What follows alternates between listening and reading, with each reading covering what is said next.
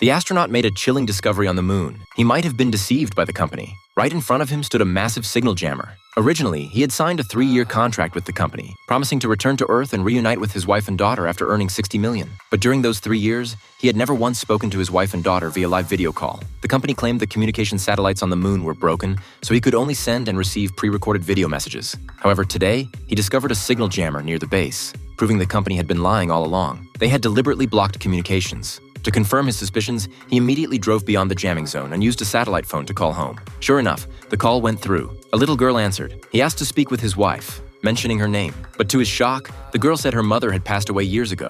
At that moment, he realized the girl was his daughter. He said her name out loud, and when the girl responded, it hit him like a lightning bolt. When he left Earth, his daughter was just 3 years old. Now she had grown so much. But that wasn't the most shocking part. The real twist was, he had only been gone for 3 years. Suddenly, a man's voice came through the phone. From the way the man spoke, it was clear he was the girl's father. The astronaut froze in fear and quickly hung up. That's when the horrifying truth dawned on him. He was a clone. His original self had never left Earth. Without wasting a second, he rushed back to the base and showed the video call to New Jack. New Jack broke out in a cold sweat. He had always believed he was the original, only to find out he too was just a clone. That could only mean one thing. Over the past decade, there must have been many more clones. But what happened to them after their contracts ended? They pulled up the old surveillance footage and uncovered a terrifying secret. Each clone had a lifespan of only 3 years. At the end of their term, their bodies would rapidly deteriorate, making them unfit for work. That's why the company offered 3-year contracts. They promised a return to Earth. But in reality,